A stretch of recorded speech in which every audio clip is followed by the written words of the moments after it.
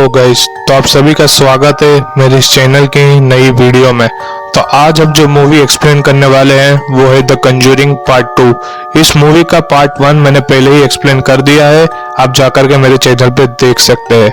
तो चलिए अब बिना किसी देरी के वीडियो को जल्दी से स्टार्ट करते हैं। मूवी के स्टार्टिंग में हम एमिटी विला न्यूयॉर्क 1976 के केस को देखते हैं। यहाँ पर एड और लॉरेन एक फैमिली से मिलने आए थे जो कि पैरानॉर्मल एक्टिविटीज को एक्सपीरियंस कर रहे थे।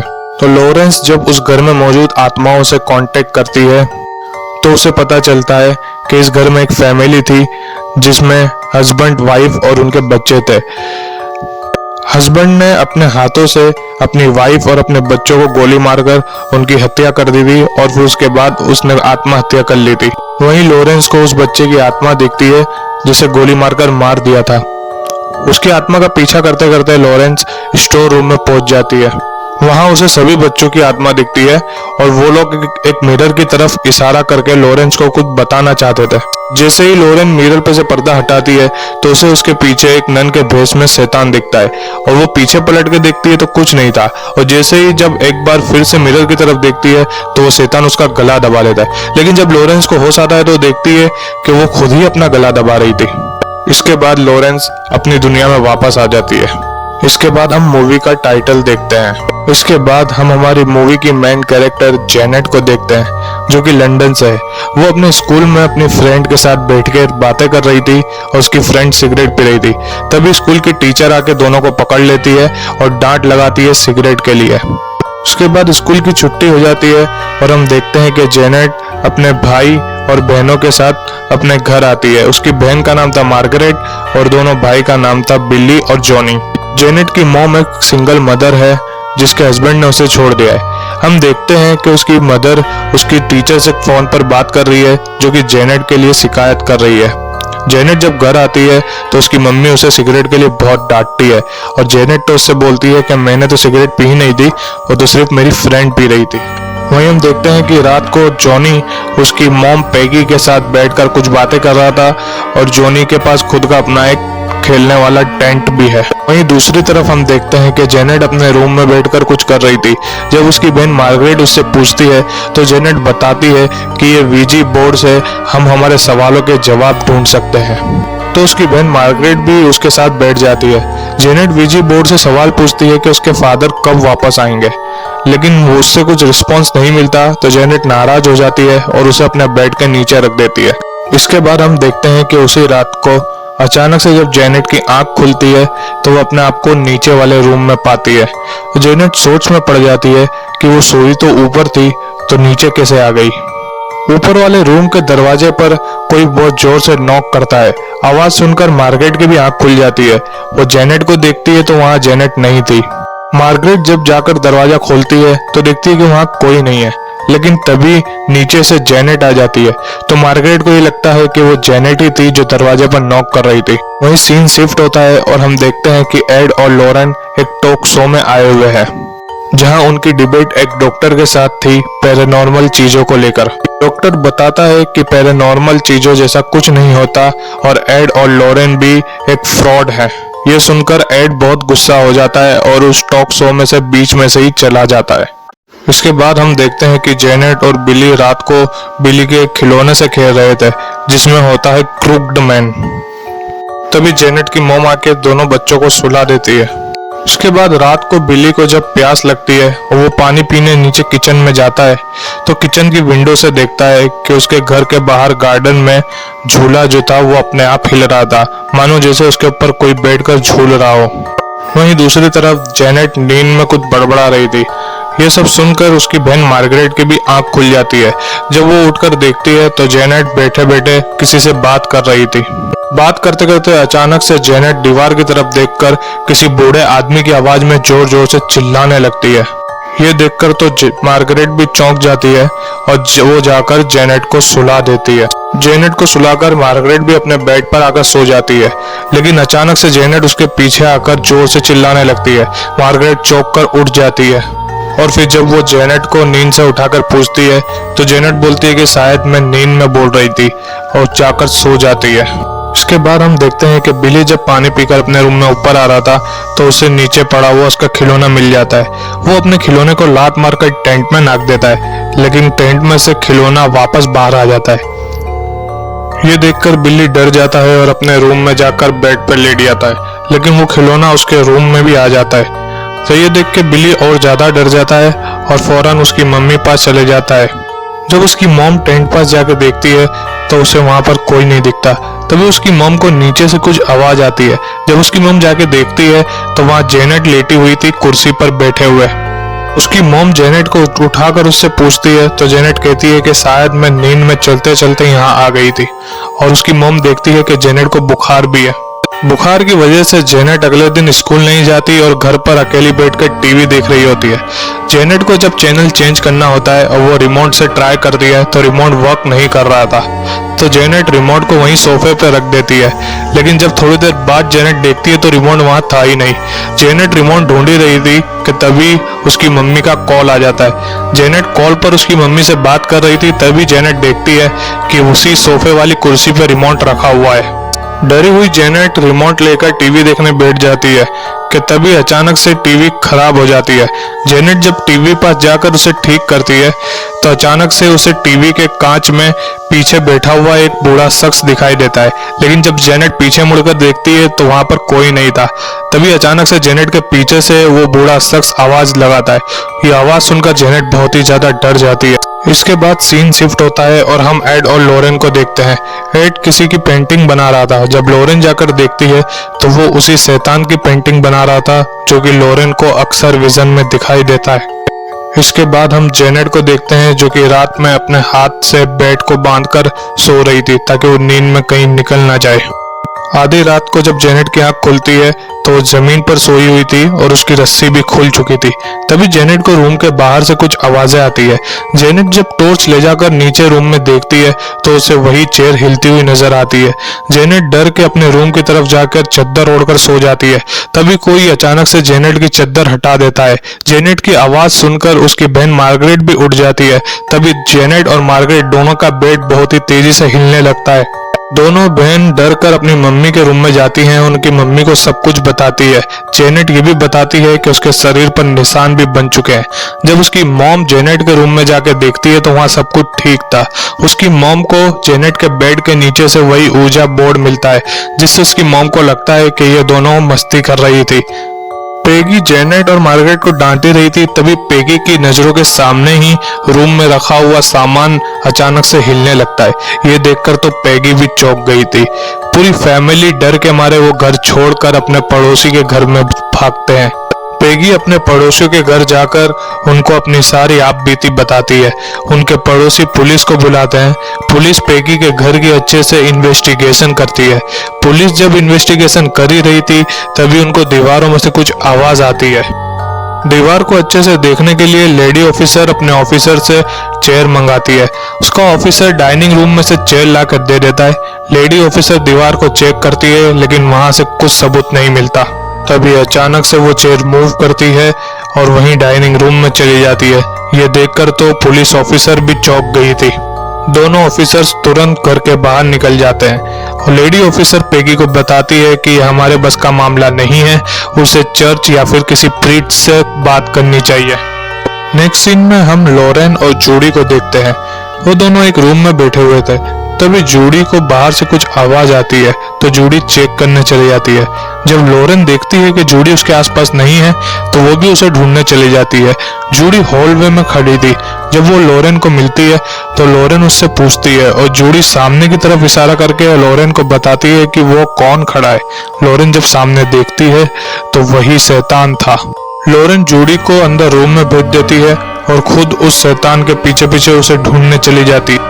लॉरेन उसे ढूंढते ढूंढते स्टोर रूम में पहुंचती है जहां पर जो एड ने उस शैतान की पेंटिंग बनाई थी वो भी रखी हुई थी।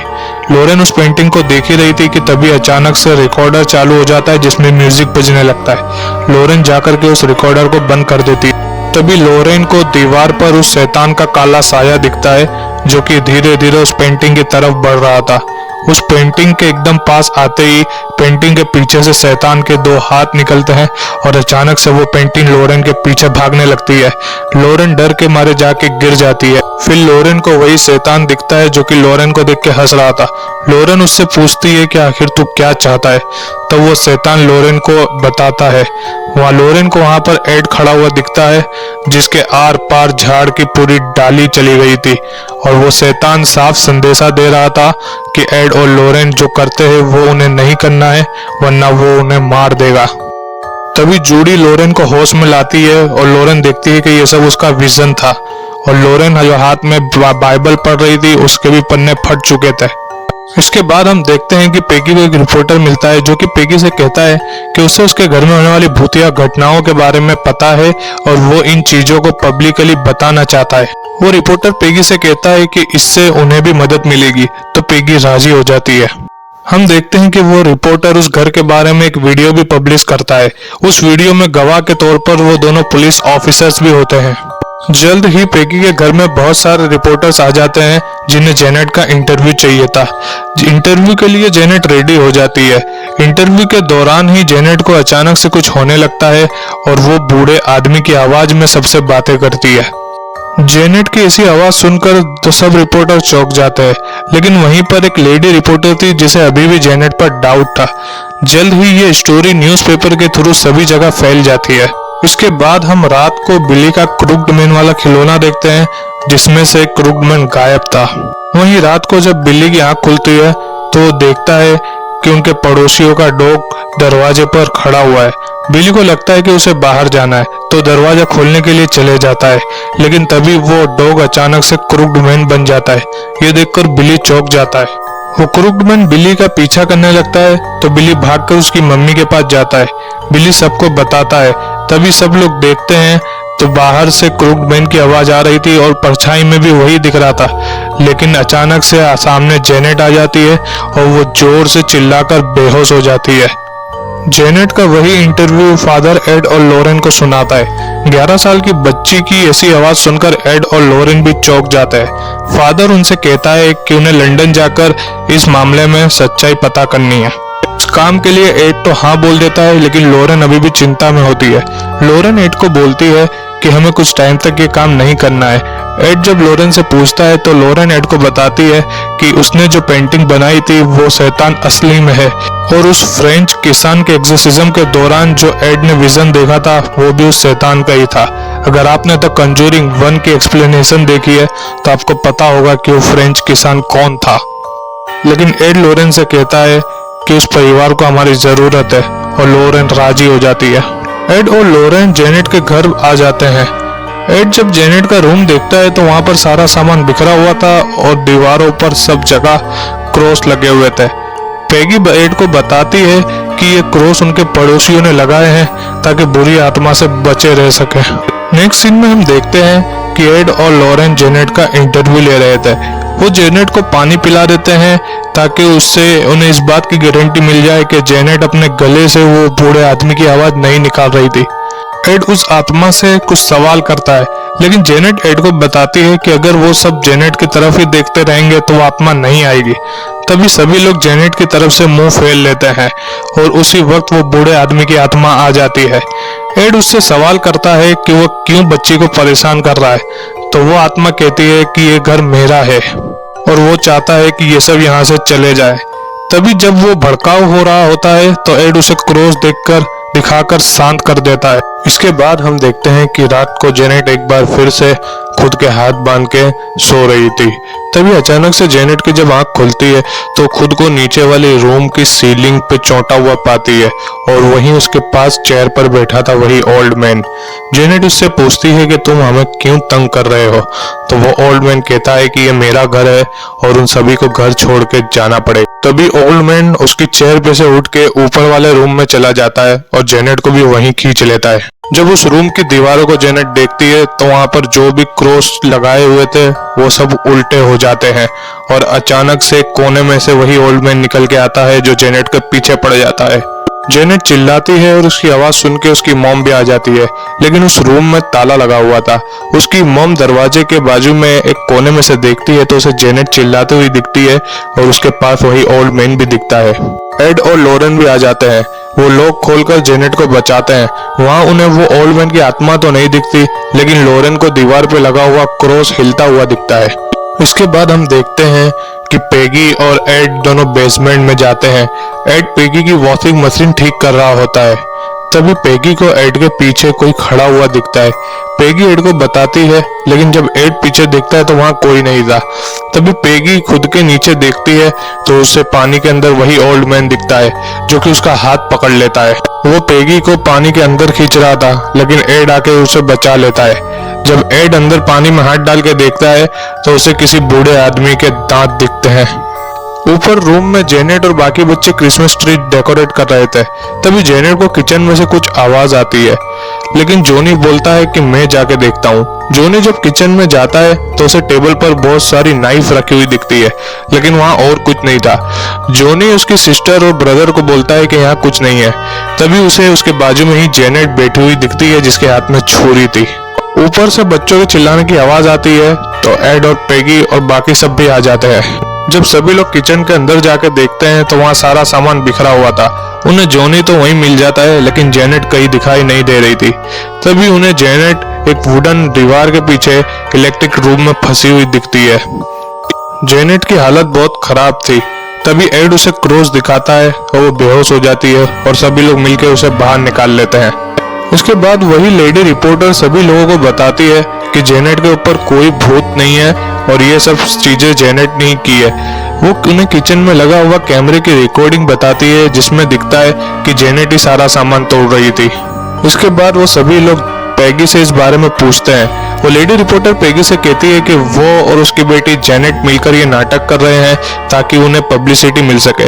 ये सुनकर पेगी गुस्सा हो जाती है और सभी लोगों को उसके घर से चले जाने को कहती है। एड और लॉरेन को भी यही लगता है कि ये सब एक नाटक था, इसलिए वो लोग भी जाने की तैयारी करते हैं। वहीं जब मार्गरेट जेनेट से पूछती है कि उसने ये नाटक क्यों किया, तो जेनेट कहती है कि मैंने उस शैतान के कहने पर ही ये सब किया है। अगर वो ऐसा नहीं करती तो वो सभी को मार देता। उसके बाद हम देखते हैं कि एड और लॉरेन घर वापस जाने के लिए ट्रेन में बैठ जाते हैं।